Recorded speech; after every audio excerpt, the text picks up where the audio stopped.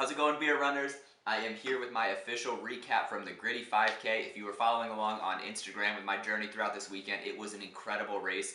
If you're unfamiliar with the Flyers mascot Gritty, he is just hysterical. The personality, the ambiance, everything about the Gritty mascot I absolutely love. So I was thrilled to sign up for this race, and they really nailed it, hitting that personality and just all the quirks that surround what is Gritty. But yeah, phenomenal race. Great swag, got a nice medal, nice race t-shirt.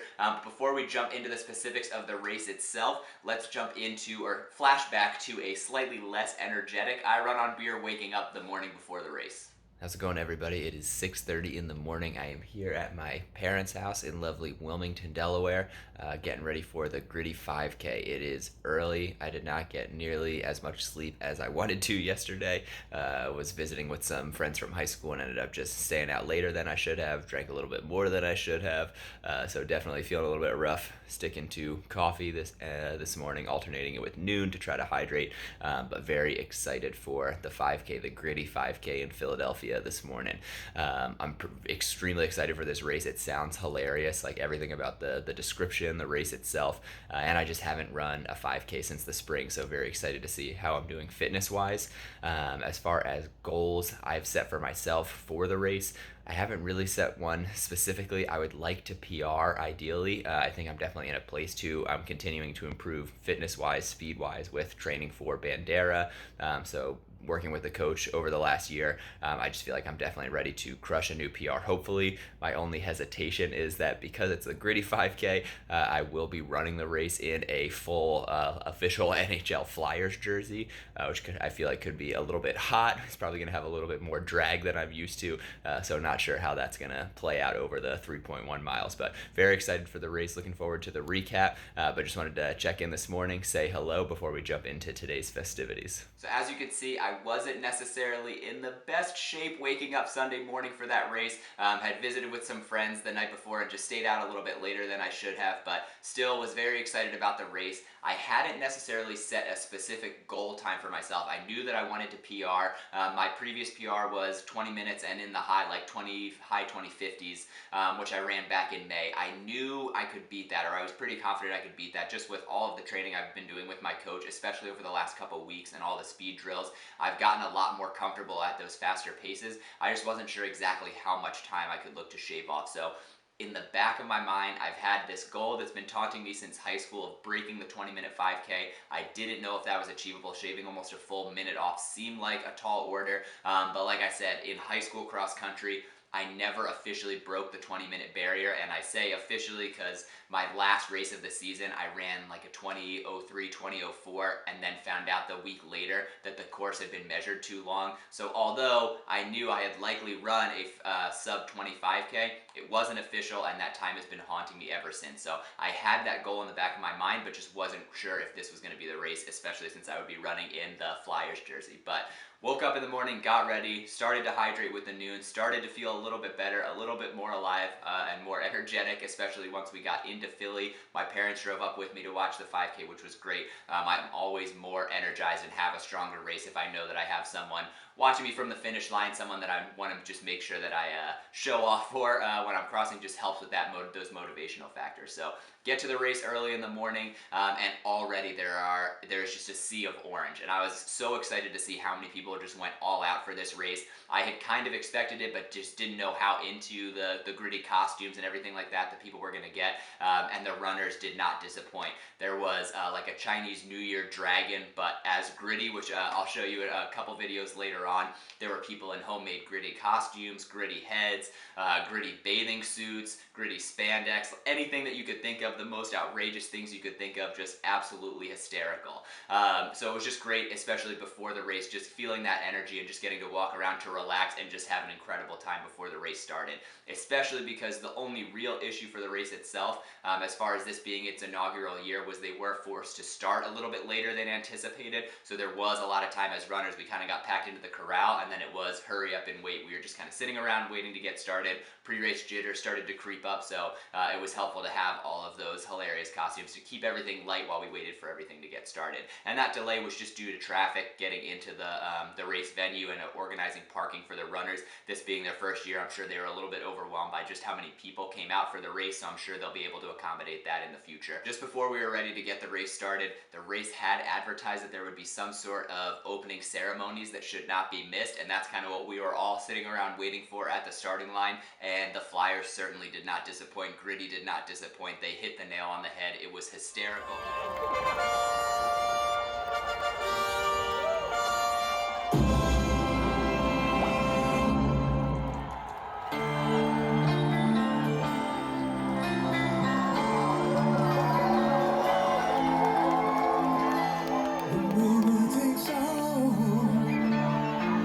Bend your knees for the true King Gritty!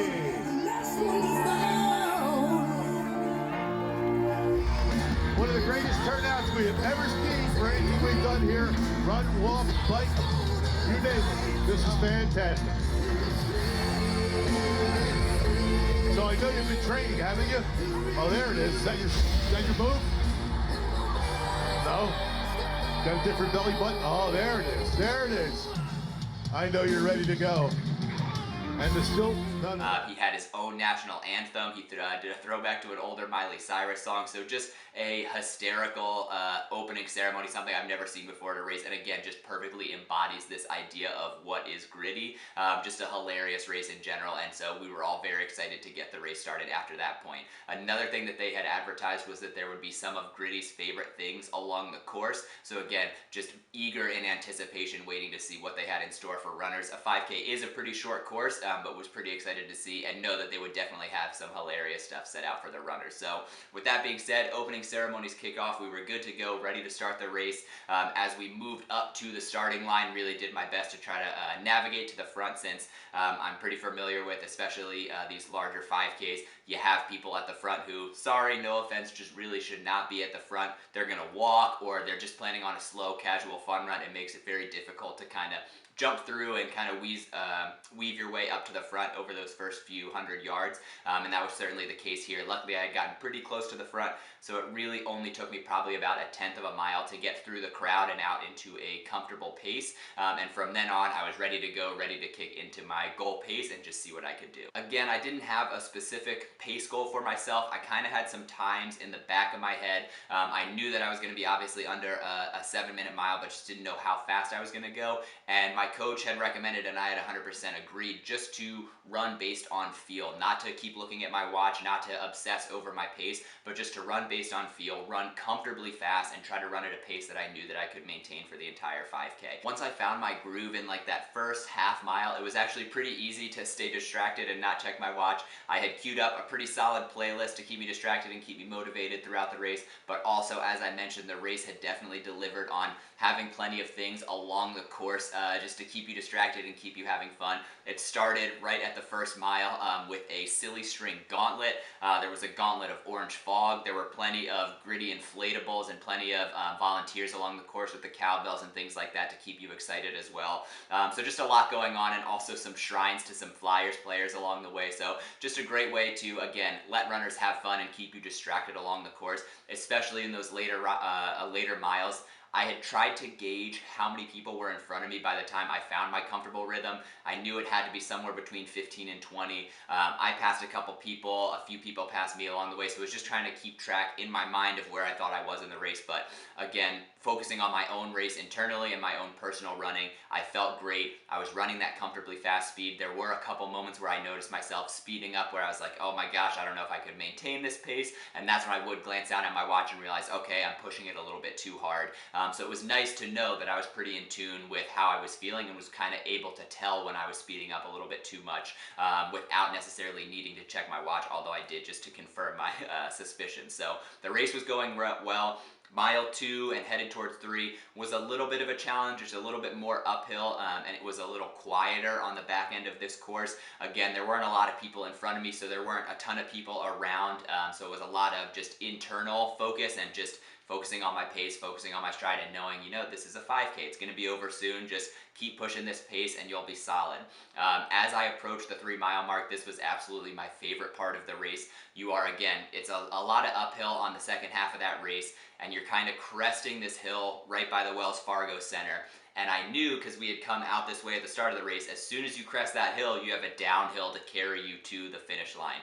What I was not expecting was, as you're approaching the top of that hill in the 3-mile mark, just to specify 1/10 of a mile from the finish line, there are just tables and tables lined with fresh hot dogs and volunteers trying to shove hot dogs in your face, because if you're unaware, that is Gritty's favorite food. So just a hilarious image of all of these volunteers trying to hand the runners hot dogs as they blow past so close to the finish line, and just one final distraction as you approach the end of that race. So just a hilarious last touch to the course. Unfortunately, I did not grab a hot dog because I knew that I was running a really strong race, and I just wanted to see how fast I could finish, and so just kind of was zeroed in on my focus.